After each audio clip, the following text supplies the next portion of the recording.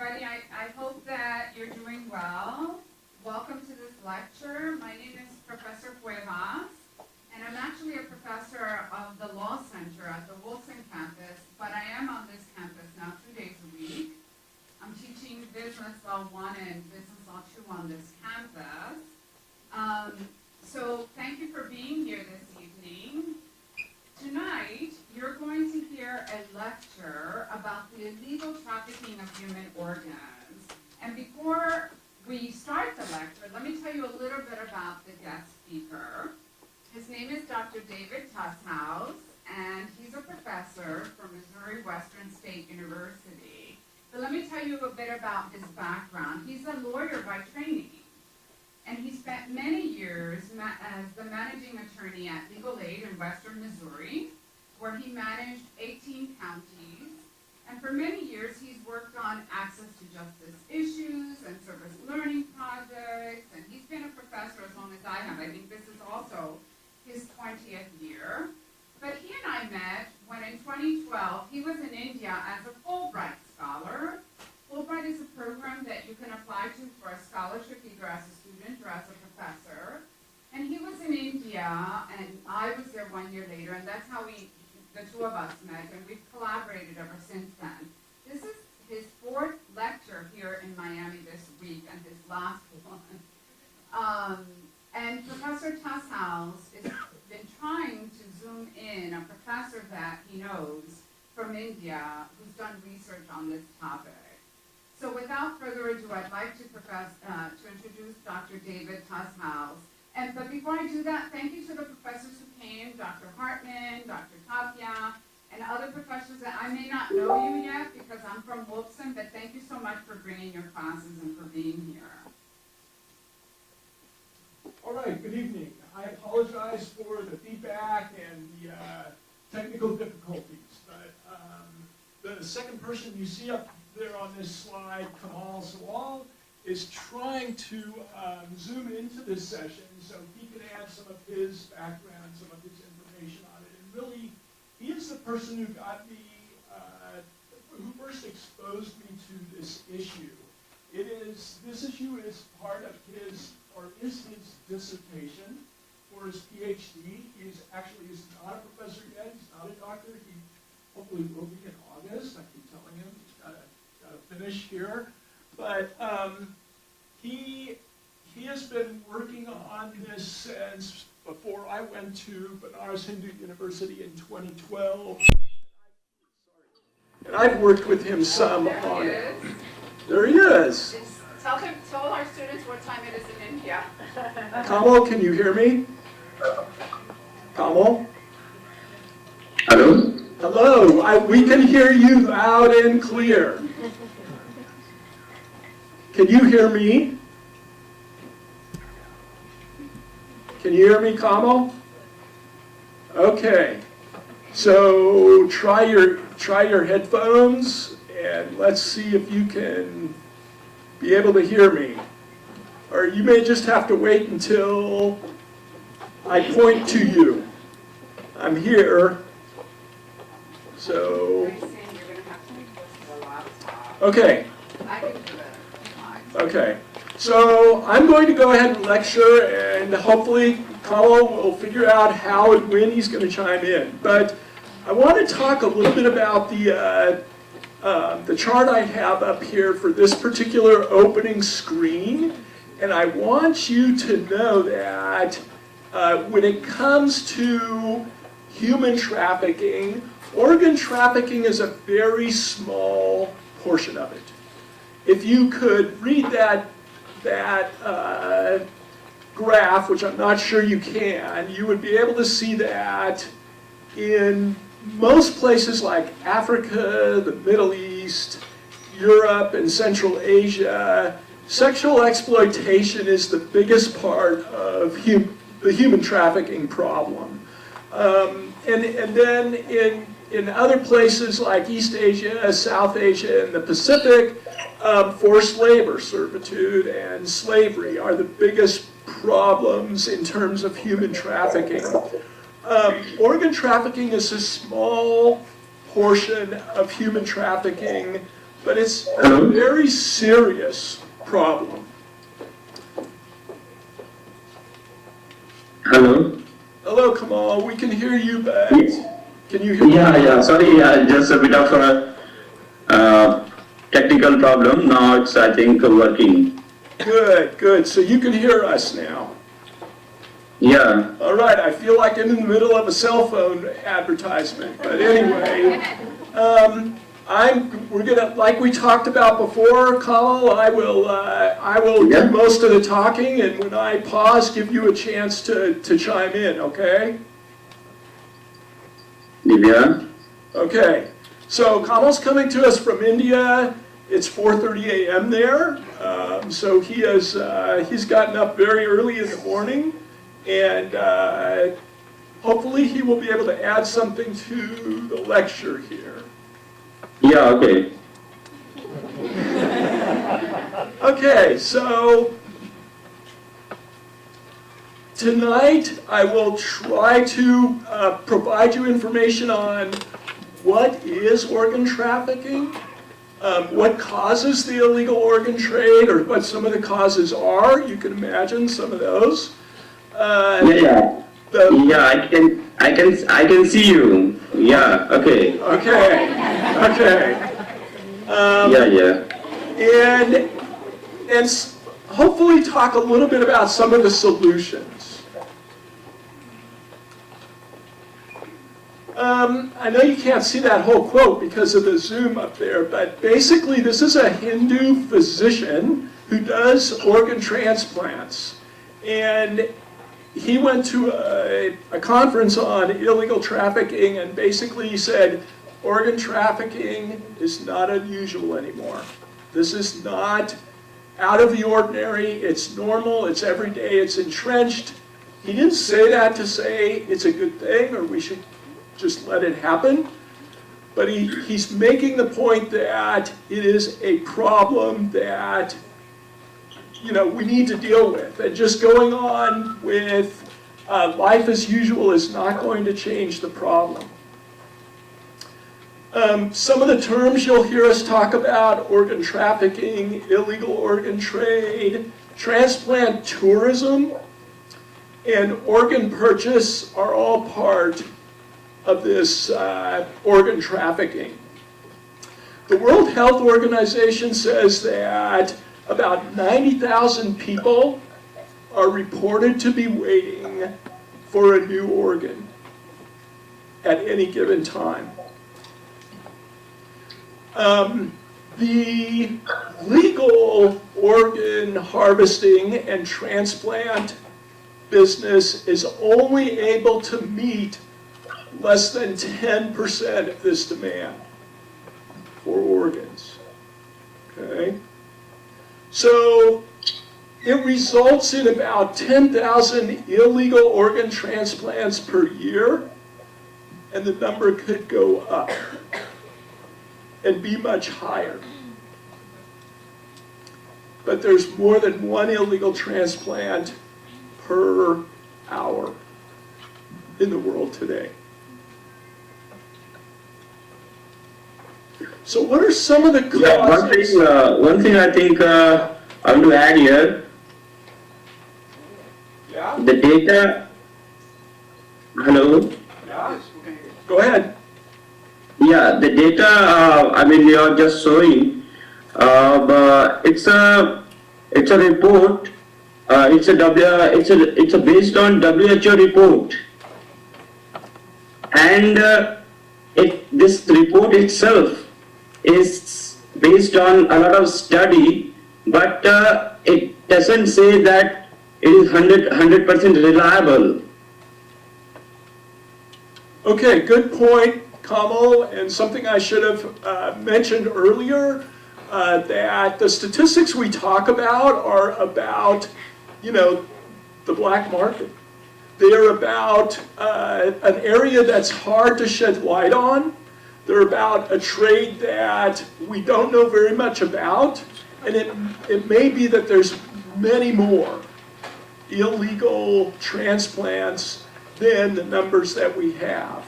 Okay, so part of the reason for this is there's a demand-supply gap. And I know some of you are in business law, and so some of you probably have talked about demand and supply and how that affects economics. And it's no different in an organ trade. You have a demand that's way up here, and you have a legal supply that's way down here. When that happens, then often there are black markets in all kinds of different goods and services. And human organs is no different. Part of the reason we have a supply problem is we have a lack of people who want to donate. And we have a lack of education even for potential donors. Now, I'm a little out of my jurisdiction here, but if I talk about this in Missouri and ask an audience like this, how many of you have signed the back of your driver's license to say you would want to be a donor if you ended up in an emergency room and were declared dead? Most people in my audience have not taken that simple step of signing the back of their driver's license to let people know they're willing to be an organ donor. And what I find often is many of the people are willing to be an organ donor, they just haven't taken that simple step. And I know that we all think, well, that's not going to happen to me. Well, it happens to someone every day. I know someone it happened to. That person had even signed her driver's license to say she wanted to be a donor. And her husband, the medical staff, took her off life support, and before they did, they asked her husband, "Are you okay with this?" And he said no. They did not harvest her organs. I think that was illegal, what they did. They did not follow through with her choice in Missouri. They probably were not in compliance with the law, but I was not in a place to advocate for the potential organ recipients.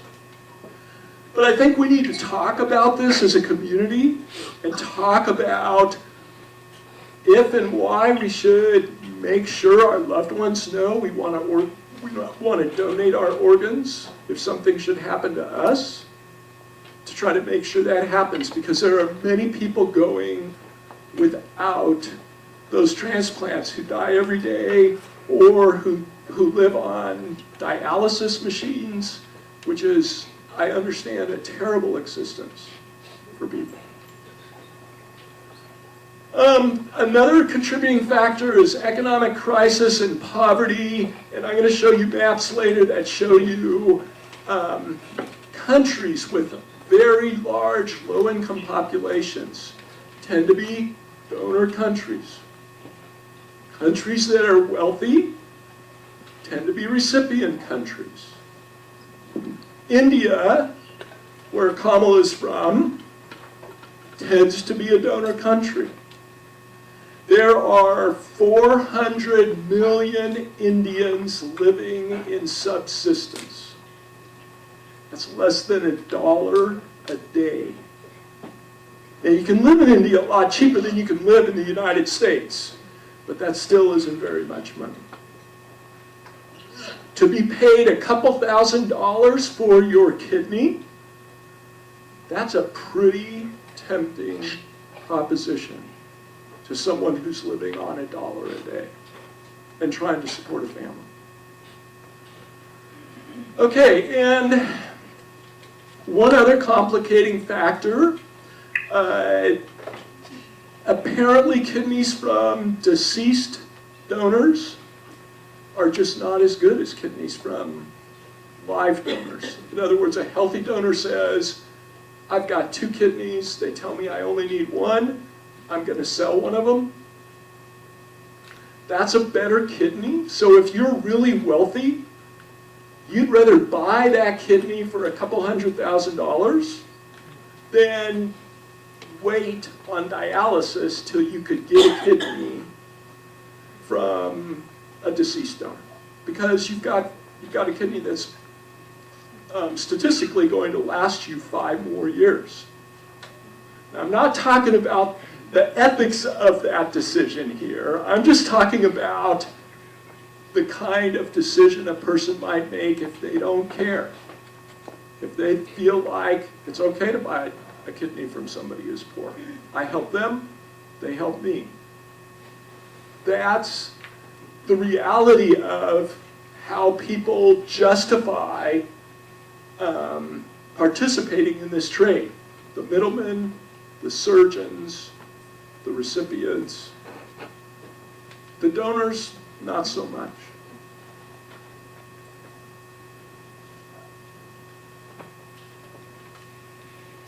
Okay, I think Kamal was saying earlier, the World Health Organization, a lot of these statistics come from them, and we don't know how accurate they are.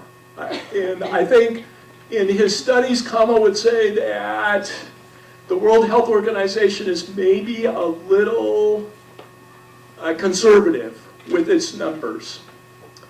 But the underground organ markets, the conclusion has been that they present a significant threat to the security of the national organ donation systems, because the national organ donation systems are not able to keep up with the demand. And so the black market, underground organ systems, markets are thriving. The underground organ markets are tending to erode the image of transplantation and public confidence in legitimate transplantation. And that's one of the problems, and there's lots of arguments among ethicists as to what to do with this. Kamal, do you want to chime in on this?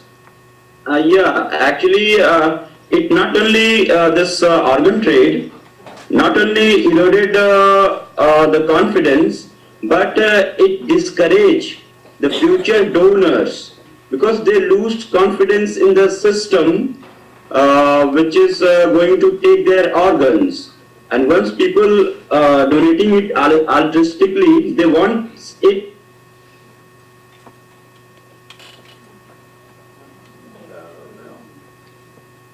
Okay, we're losing you, Kamal. So I'm going to move on to the next slide. I think that's probably a problem on your end. You may have a problem with your microphone there. I want to talk a little bit about trafficking in children for organ removal. Many traffickers, all traffickers are part of an organized criminal network. This is not a legal activity under international law or any national law.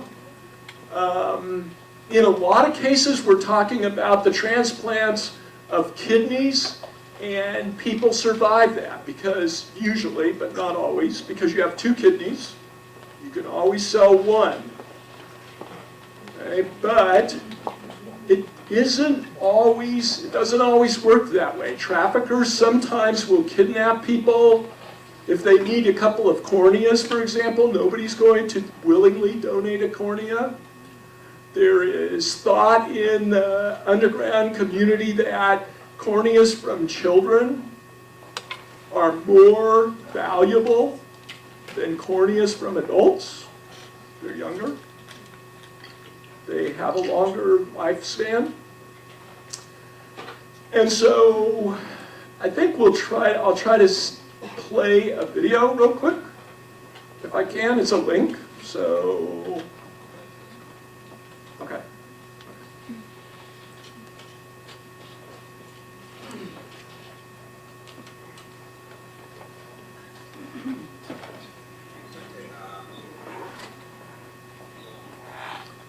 Okay.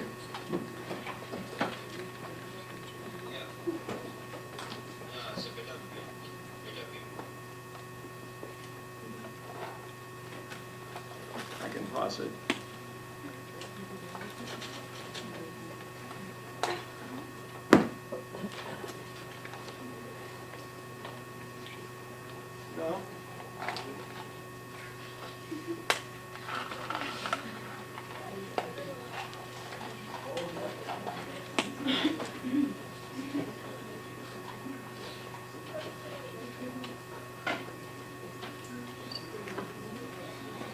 Okay, so technical difficulties seem to be the order of the day.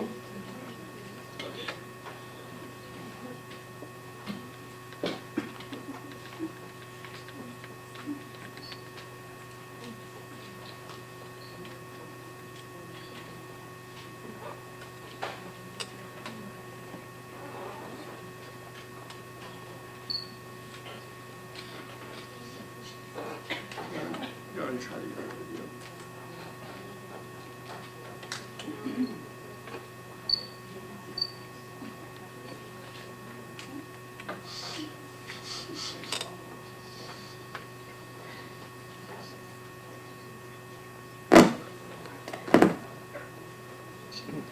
Okay, so children are kidnapped for a variety of reasons. Their organs will be taken, and sometimes they will be left alive, like in a cornea, stealing their corneas. Sometimes they will be killed, stealing other more vital organs that they cannot live without. These kind of cases have occurred in various areas. In Brazil, back in the 1980s, there were rumors of these cases occurring, and an anthropologist from the University of California at Berkeley investigated these rumors, and she has devoted her life work to this issue of illegal organ trafficking as a result. So the problem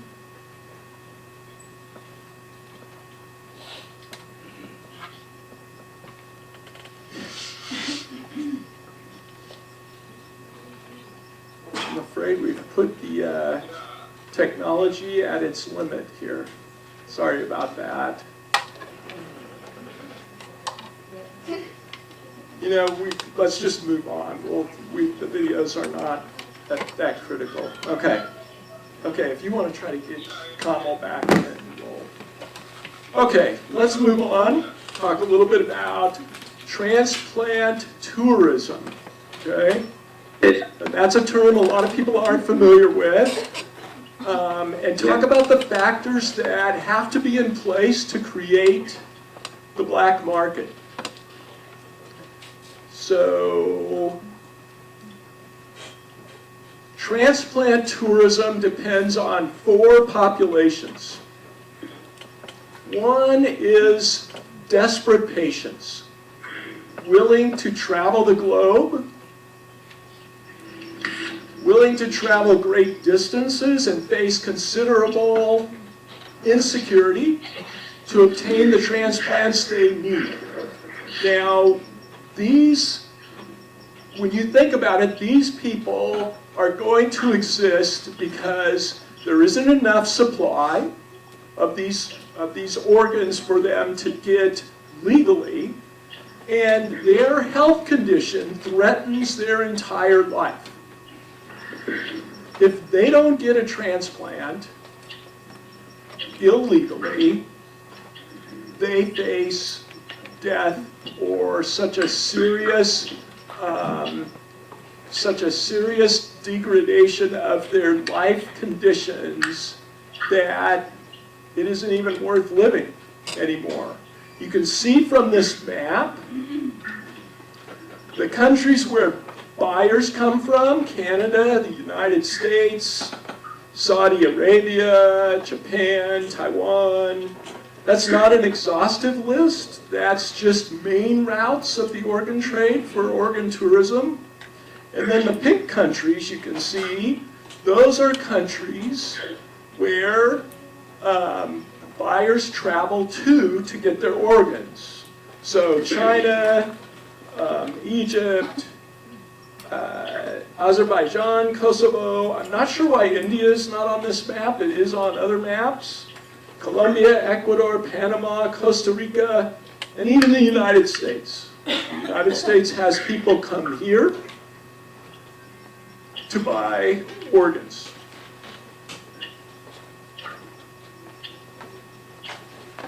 In addition to desperate patients,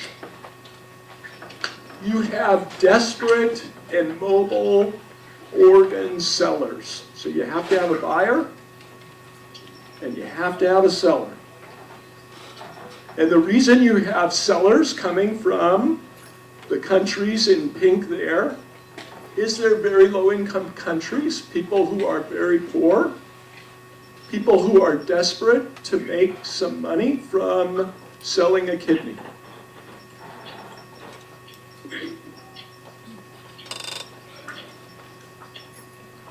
Third, you need surgeons who are willing to break the law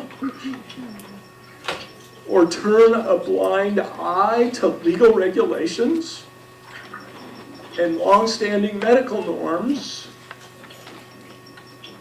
to engage in the transplants.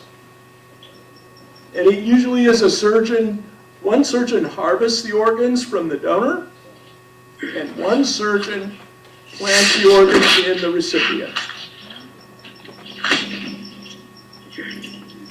Finally, you need organ brokers and other intermediaries, the middleman, okay, to set up these transactions.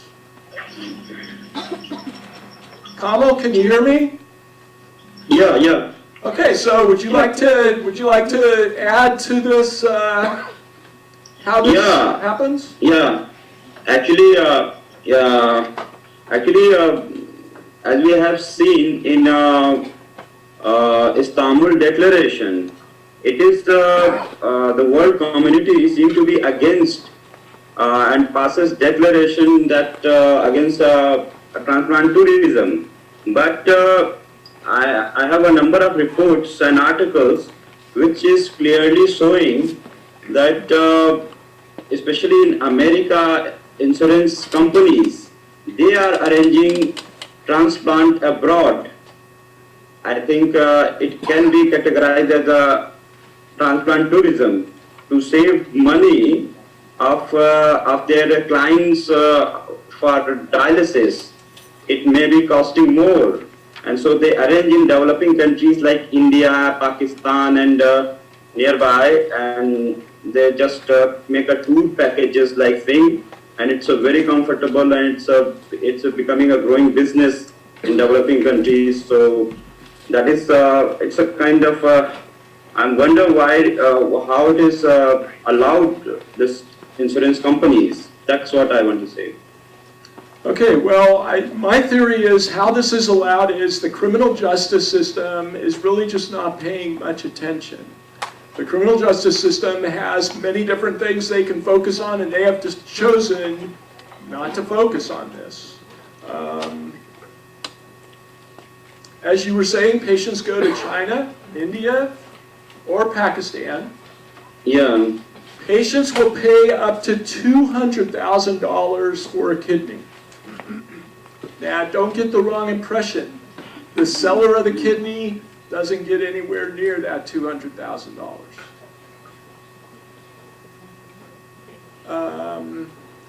The sellers of the kidney may get $5,000, which is a lot of money to them, but the middlemen have to be paid, the surgeons have to be paid, the hospital bills have to be paid. $5,000 for a kidney, that's not very much money. Typical donor is usually very young, like a lot of you in this room, under 30 years old. Yeah. The typical donor is usually a male, and the annual income of the typical donor is $480. A little over that dollar a day I was talking about earlier. The typical recipient is closer to age 50, again male. Their annual income is more like $53,000. In many cases, that typical donor finds that the hard labor that they were doing to make a living to get by before the transplant, they're not physically able to do anymore because of the the medical problems they have after giving up one of their kidneys. Yeah. Kamal, do you want to add to that at all? Yes, yes. Actually, as you are showing the data of money which is being paid actual donors, as I've seen in many reports, it is far less than $5,000, around $1,000. And actually, there are interesting stories. Anybody can see on CNN Freedom Project. They were showing a documentary on Nepal organ trafficking. These middlemen seem to be convinced people by saying that their organs will regrow inside their body like mango. As you get a mango and then in next season mango comes again. So we can see the level of understanding of the people who are donating organs and the money they are actually getting. It's nowhere near around far less than $1,000. That is what I want to say.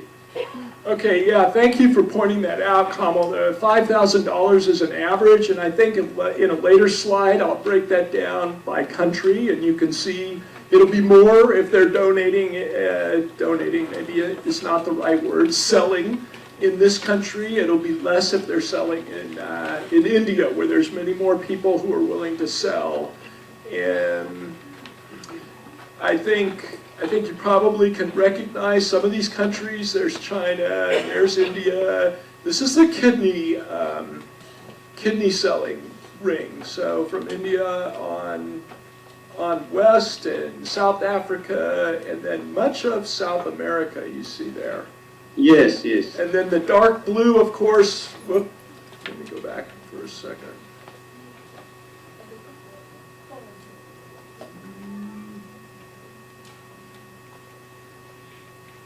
The dark blue there, those are the recipient countries, basically.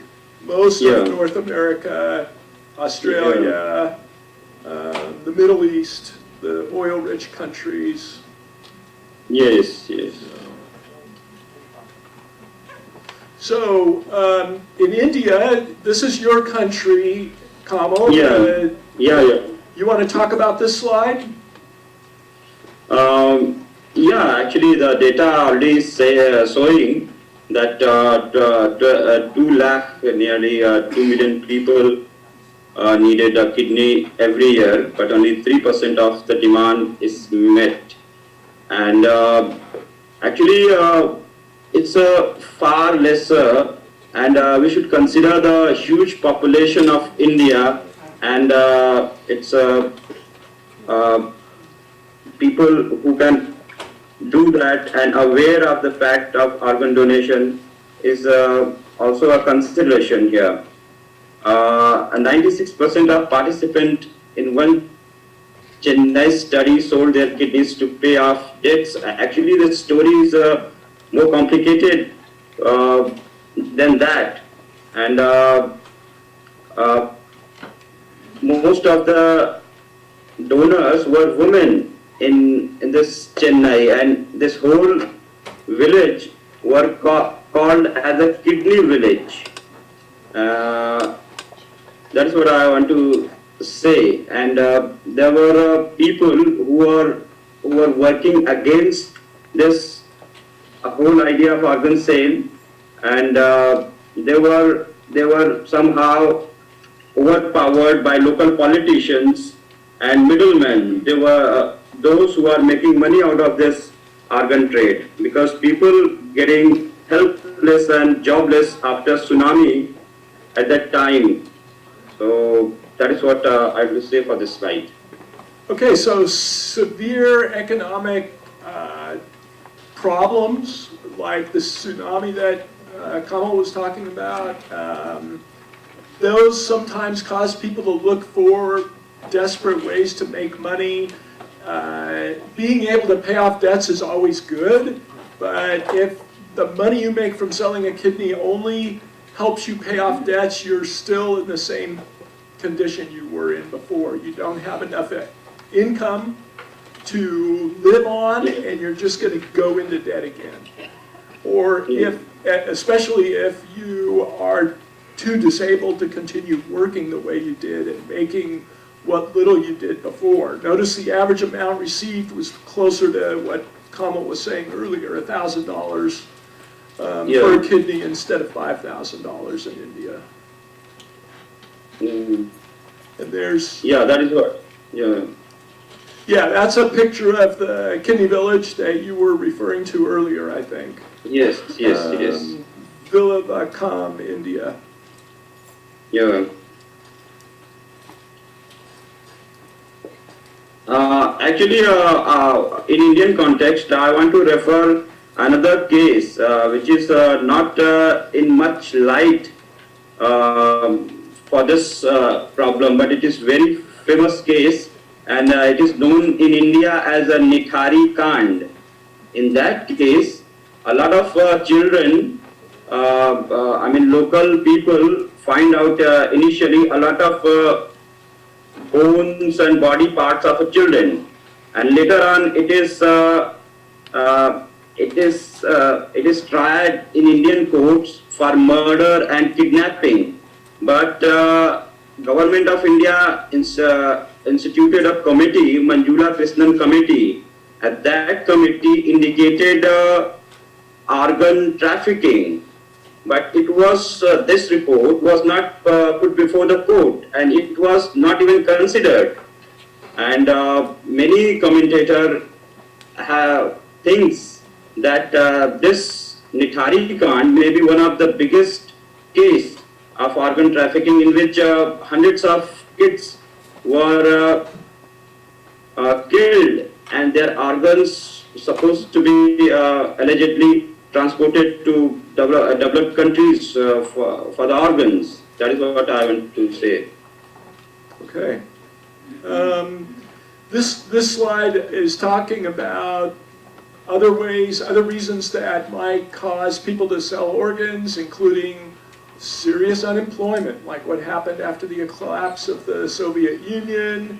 One I don't have there is refugee populations. Refugee populations tend to be very vulnerable, very desperate, and they're finding, some of these organized organ traffickers are going to those populations and offering these people something besides money, a way out of their situation to sell their organs. So here are some of the different names for people who work as middlemen in this trade. Organ brokers. They work between the buyers and sellers to set up the cell and transplant of a given organ. Sometimes they're called middlemen for kidneys, kidney hunters. These are the different terms you'll see in connection with the illegal organ trade. But you have to have medical professionals involved in this trade in order for it to be successful. So there are doctors, specialists who get involved in this organ trade. Some claim they had no idea they were dealing in illegal organs. And nursing staff and other medical staff get involved in this trade. Kamal, do you want to comment on this slide any? Yeah. Actually, involvement of the doctors are very much clear. As you have mentioned a case, this tsunami village in around 2008, there a number of doctors were accused of extracting organs, and you can see I think the situation. This local politician just take a public pledge. They were not prosecuted, criminally prosecuted. It's a crime under Indian law, apart from apart from Transplantation of Human Organs Act 1994. Apart from that, it's a crime to extract organ from the body. But local politician managed a public pledge for this doctor that they will not do it again, and they were free. So that was the condition, and a number of like Amit Kumar in India was also accused of conducting more than 500 illegal kidney transplants. So that is what I can see. There is a name I got on a documentary on HBO. That documentary suggests name of Jackie Sapira from Israel. He's a professional surgeon, and one more name. He was associated with them. Just missing a name. His name. In any case, he seemed to be saying that Jackie Sapira was making a statement in the documentary that he has direct contact with the local police where they were supposed to going illegal transplants, and these police supposed to be giving prior information or any action against them. So that was and he was claiming more than 2,000 illegal transplants, and he was you can see the situation. That's what I'm to say. Okay, so yeah, thank you, Kamal. The medical professionals tend not to get prosecuted in these cases, as Kamal said, and countries are fairly uneven on how they approach these cases. Some countries will prosecute the organ seller. Some countries will prosecute the middleman. Some countries will even look at prosecuting the buyer, but not usually. And usually the doctors are left out of the equation altogether, which seems like the best place to really approach cracking down on this problem, because the doctors have the most to lose if they were to be prosecuted. Yeah. And then there's the facilities. And there are, various parts of the medical institutions and non-medical institutions that play a part in this. Kamal, you want to talk about this a little bit? Yeah. Actually, apart from this list, we can include hotels which are nearby these facilities, corporate hospitals, and they are very much becoming part of and facilitator for this organ trafficking, you can say, and they are growing and becoming a big financial profit for the runners. And anybody can guess or suspect that these hotels may have active participation. I think I have a first-hand information. One of my friends went to Delhi for his brother organ transplantation, and there he was reporting that they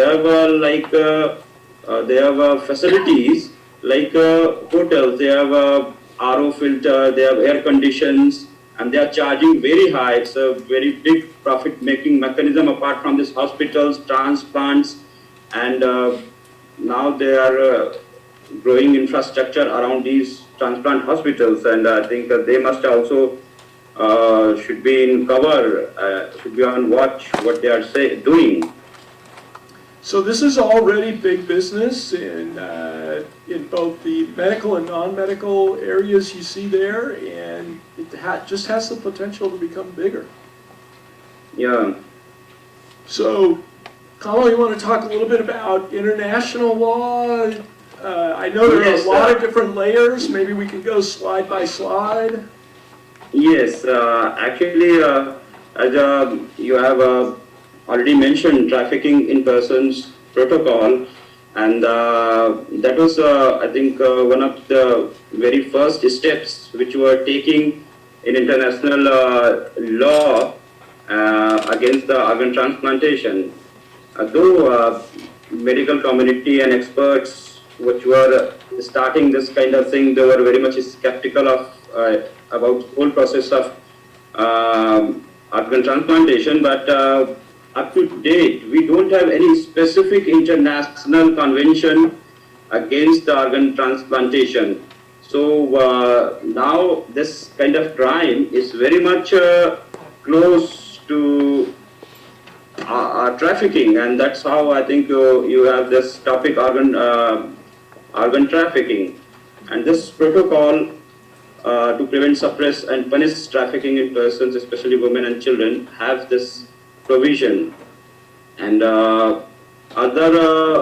other convention I think you have mentioned, and we can call it by Convention on Transnational Organized Crime 2000.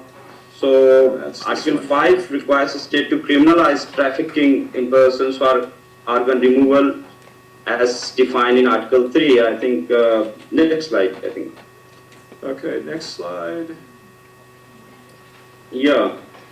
As it says, a state must criminalize the act of recruitment, transportation, transfer, harboring, receipt of persons.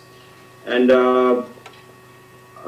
as you can see, these information on the slide. Apart from that, I think there's a Rome Statute in 2000, and that was supposed to trying according to these conventions, but many experts and due to technical interpretation of the statute, Rome Statute, this International Criminal Court not able to try up to date according to these articles that criminalize the act. Yeah. Okay, so there's various levels of international law, and what you're saying is they've been ineffective in terms of shutting down the illicit organ trade. Yes, yes. The Istanbul Summit, Declaration of Istanbul on organ trafficking and transplant tourism, it was participated in with by over 78 countries around the world. Yeah. And one interesting thing with this kind of summit was there that apart from this official representation of the countries, there were it was organized by expert organizations of surgeon, and so it has some more value in the sense that it included the interest and views of transplant surgeons and experts in the field. That's okay. So why don't you talk a little bit about what came out of that? Yeah. Actually, this declaration is based on a Universal Declaration of Human Rights, and it is a follow-up of WHO resolution through World Health Assembly, resolution 5718 on human organs and tissue transplantation, urged member states to take measures to protect the poorest and vulnerable groups from transplant tourism and the sale of tissues and organs, including the international trafficking in human tissues and organs.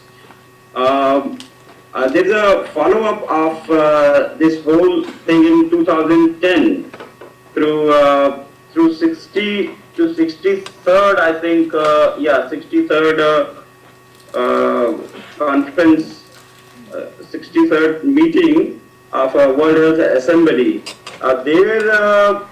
They have suggested something more. Yeah, this 63rd World Health Assembly resolution its resolution number is WHA 63.22 on 21st May 2010. And there, this resolution was talking about collecting data with international collaboration of countries and agencies, including adverse events and reactions on the donation and transplantation and its practices, safety, quality, efficacy, epidemiology, and ethics, and initiation of coding system for human cells, tissues, and organs to facilitate national and international investigating agencies. In that way, this resolution of World Health Assembly is somewhat talking about future steps that can be taken against organ trafficking, like collecting data and initiation of coding system. That is what I would say, I think. Next slide. Okay, but let me mention, or let me talk about this for a minute, Kamal. So the problem with international law is it really has no teeth. It doesn't have a lot of power behind it. It's really, it's a step in the right direction to try to set standards that all the signatory nations will follow, but it can't make them follow. It can't make them adopt this. And that's part of the problem here. We have a lot of countries who are not paying enough attention to this, who are not making this a priority, and why it continues to exist and possibly grow. Okay.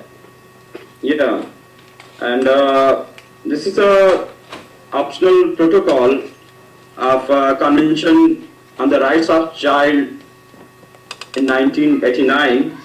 It has a protocol, optional protocol in 2000, and 2000 on the safety of children, child prostitution, and child pornography. This protocol states the sale of children for the purpose of transferring their organs for profit, and it suggests that it must be a criminal offense.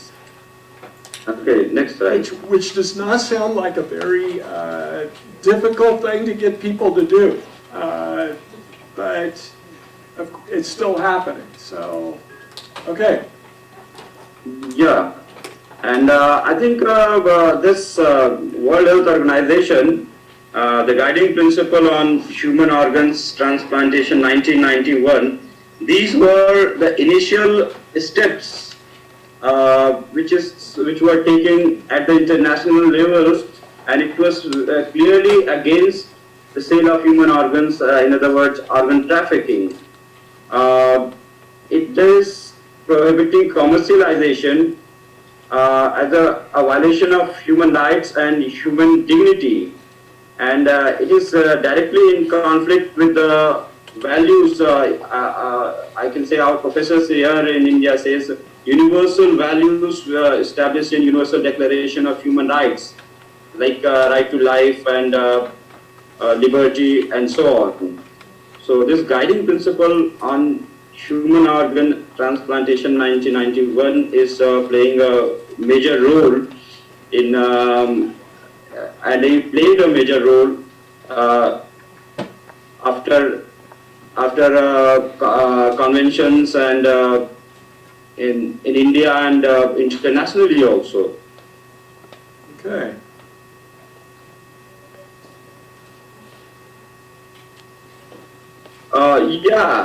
Yeah, that is the thing. I think prior to that convention, the European Convention on Medicine and Human Rights. Yeah, European Convention on Medicine and Human Rights and Biomedicine. These in 1997, and it has a protocol in 2002, and that convention. It is supposed to be the first binding international legal instrument in the field, like organ organ organ transplantation and its trafficking.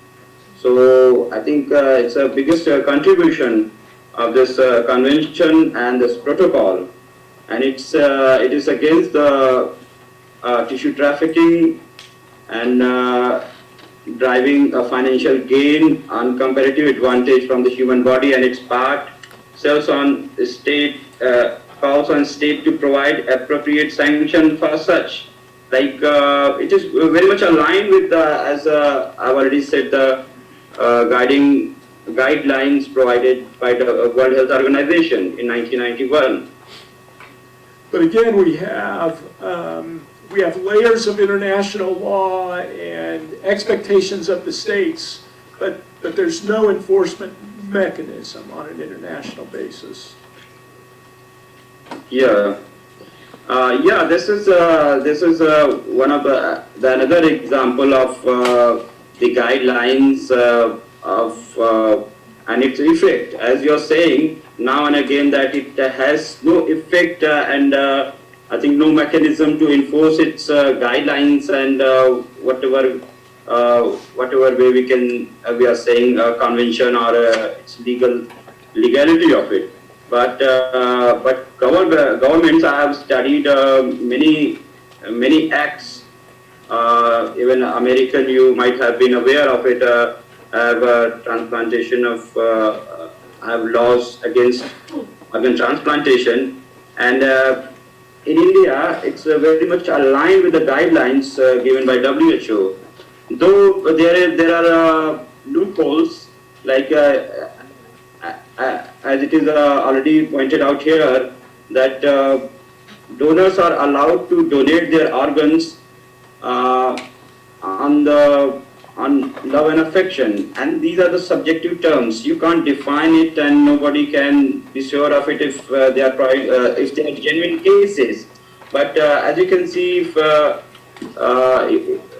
if you leave any loophole, then this is one of the most lucrative business, and people try to make money out of it, and that is what it is becoming one of the weakest point of this law, this love and affection clause provided for donors. So that is the thing. And one thing more, as I've studied in its rules, hospitals can have their own authorization committees if they are doing more than 5 organ transplants in a year. So, in a way, hospitals are given authority to authorize themselves. So, these are the weaknesses in the law. But many commentators are saying that it has reduced the trafficking in considerable data is showing that, but with that, organ trafficking is also going on. That is what I will say. Okay, so basically loopholes you probably all have heard of. You probably understand as attorneys we like to create them sometimes in contracts, and we like to create them sometimes in legislation. And this is just one example of how that happens. In India, the government wants to be able to say we're complying with international law.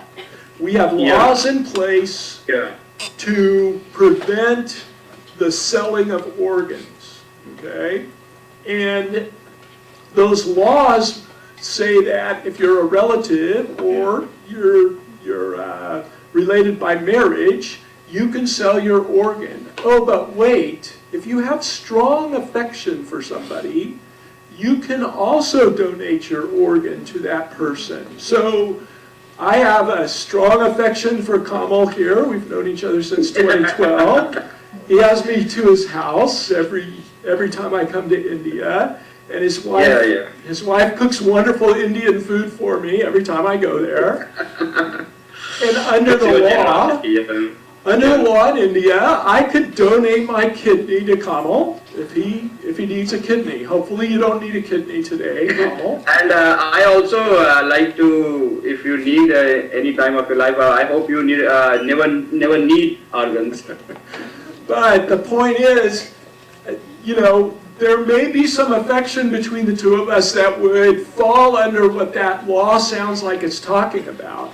But I could also find a stranger on the street who would say, to meet the law's requirements, I have great affection for Kamal, and I will donate my kidney to him. Now, Kamal, could you talk a little bit about how the person who has affection for you and is going to donate their kidney to you, what are they going to get out of this? Are you going to be able to pay them or make a donation to them? How does that work? No, actually, it's illegal to pay any kind of money to the donors, but laws, it's defined in the act, the term payment, that you can reimburse their travel costs and the cost of transplantation. In other words, paying to the bill of the hospital is not illegal in India, and you can reimburse their losses. And one thing is a little vague here. You can reimburse their loss of income if somebody donating their organs, and by this act of donation, he loses his income, and then that can be reimbursed by the recipient or any other government agency. That is not that is excluded of the definition of payment. But the problem is there is no mechanism here, and I think it's probably impossible to quantify that in how much a person has losses its ability to earn, and it needs a lot of research and development. Then only we'll be knowing that how we can calculate this thing that is provided in the act. And actually, one thing I want to add it here, how it starts. As we know that international standards were added in the act, but actually in 1994, I have got reports that our Prime Minister were abroad, and he saw that the things is going on. It's very wonderful, and people are getting new lease of life. And he once he instituted a L.M. Singhvi committee. He was an eminent lawyer, and to investigate the matter, and why not we have such facilities, and why not law facilitate this. So it was actually it was written in the preamble of the act, this Transplantation of Human Organs Act, that it is to facilitate organ transplantation and against the commercialization. So this is a conflicting thing, which is trying to manage by this single act. It is supposed to be facilitating the organ transplantation and prohibiting the commercialization. So it's a very as we see in this whole presentation, the thing is very much mixed here. So that is the inherent weakness I think I can see in this act, and the intentions of the legislators. Yeah. Okay, so I want to make sure you understand India is not the only place with loopholes and practices that result in the buying and selling of organs. China is one of the more notorious ones. Are you familiar with China as well, Kamal? Yeah, actually China is the worst case I have ever studied just after Iran. China, I mean, they were using prosecuted prisoners who are getting life sentence, and they were giving some kind of facilities to the person who was going to die. I mean, they were just giving some incentive to their family if they agreeing for donating their organs. Later on, the international pressure made them to change their laws, but reports are still coming that the thing is going on, and in one way or other, China is still a very big hub of selling their organs officially. That is what I think the problem of any what we call it authoritarian regime. It's a single party rule, and we can say that. So that's the bigger problem in and yeah, one of the religious sect Falun Gong is there, and we got some presentation in our university, or also the person who was there and the person from this community of Falun Gong, they were hugely exploited in the China. Actually, they have their own political reasons to do that, and while they were arresting them, this member of Falun Gong, they were taking organs of these members. That is what government of China is accused.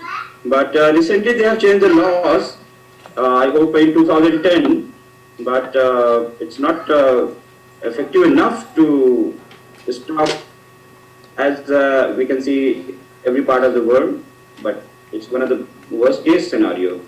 Yeah, one of the things that goes on in China that isn't on the screen, maybe Kamal talked about a little bit, is the government was harvesting organs from prisoners that it executed. China is one of the few countries in the world that still has the death penalty. It executes a significant number of prisoners. As far as we know, it's a little hard to get statistics. And the international community's been putting pressure on China for a long time to quit harvesting their organs, these prisoners, executed prisoners' organs, without their permission. And the last I saw... Yeah, one thing I want to add. Hello? Yeah. I found one interesting thing. It can be said positive in a sense. They have installed to do all this. They have installed a very effective system, online system. You can get a matching organ in few minutes.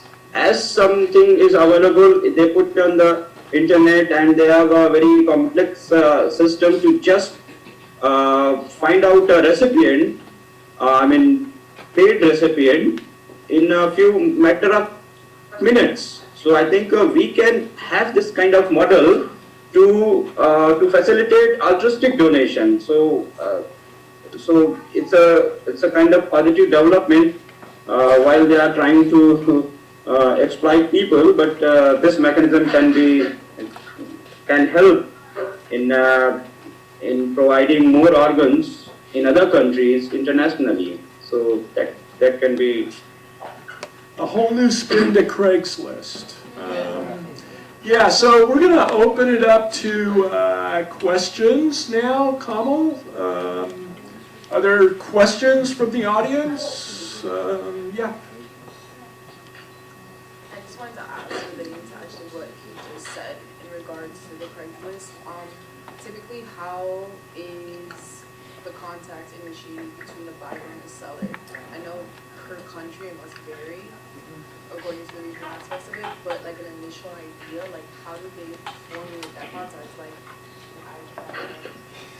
Yeah, so Kamal, how do you find an organ seller? How do you make that initial contact? Personally, yeah. Actually, I got personal reports from donors and recipients, but I don't find any, I think, organs. Yeah, I don't find it personally, I can say that. Okay, so it's an underground economy, and it's hard for me to tell you that because I really don't know. I know that there's an organ watch, and if you Google Organ Watch, you will find that the Organ Watch site was taken down. Organ Watch is not NGO that is trying to fight against the illicit trade in organs.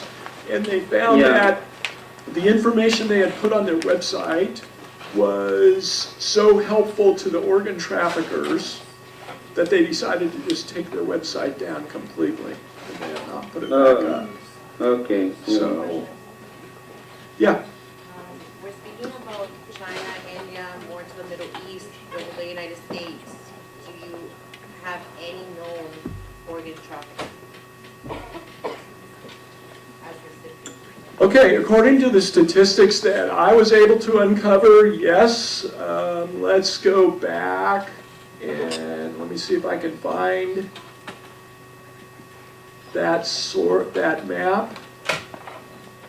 So, according to this Kidney World Order, you see that the United States is a recipient nation. People in the United States are managing to find organs that they can buy, okay? And then another map shows where organ sellers and organ buyers come from. And I find this map very interesting because it's saying Canada is an organ buying country, and it's buying organs primarily from China. People in Canada are. Whereas the United States is both a buying and selling country. I read of one case where there was an international student and he needed money, and he decided to sell his kidney to a U.S. citizen to be able to pay off some debts and pay his tuition to be able to stay in school, because he was going to get sent home. Done the right way is okay. Hmm? Done the right way is okay. It's when Yeah, but apparently they are not doing it the correct way. They are buying and selling on the black market. Yeah, this is a map of buying and selling that is not medically ethical or legal.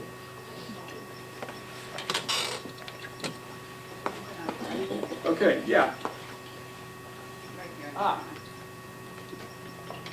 So it's technically the buying and the selling that's illegal, not the donating part, which is... Well, it depends on the country, but in the United States, it's not legal to buy or sell organs. There's supposed to be a list. You get on a list, you wait on the list, and you get a kidney when you come up on the list. So if I need a kidney, I might wait for a couple of years, because as you saw, there's more people who need a kidney transplanted into them than there are kidney donors. If I'm a wealthy American, I might decide to engage in medical tourism and go visit Kamal in India and say, where can I get a kidney? Right now, Kamal is doing a traffic. One thing I think I want to add here, David. Yes. Actually, this question, regarding this question, organ selling is prohibited generally all over the world except Iran. Now it is prohibited. You cannot sell or buy all over the world. There are countries, I think it's just few, which has no law regarding it. And it doesn't mean that they allow the selling or buying. Only Iran is officially paying the money, and they have restriction to for foreigners. They don't sell or something like that to foreigners. So technically we can say that it's banned globally. Yeah, I think we had a slide on Iran that we didn't get to right there. Kidney sales are legal and regulated, but you have to be a citizen in Iran. It's a rare exception. Other questions? Yes, sir. Yeah, for Kabul, in your country, the people that sell their organs, is it? Yeah, yeah. Do they face any like religious or any type of setbacks, any type of religious or cultural setbacks, you know, in their community? Sorry, voice was not okay. You can repeat the question. In India, Kamal, are there Yeah. cultural stigmas Or religious? or religious stigmas against selling your organs? Yeah, actually, it is with all the religions, sanctity of the body. People once, yeah, people wants the body intact. So that is the thing. And as for my practical knowledge, actually people hesitate to donate organs only because after donation their body disfigured, and the people who are in this shock because somebody died in their family, so they don't want disfigure their loved ones to whom they are going to cremate or departed finally. So that is the main, I think I have seen a number of report or documentaries where the Western have the same feelings about their loved ones when they are died, and they don't want to disfigure their body. That is the main thing. And actually this is a new phenomena, and if we able to convince people that it is going to give a new life to others, and the system is intact and their donation will go to the right place. So we may have a different situation and getting more organs or something like that.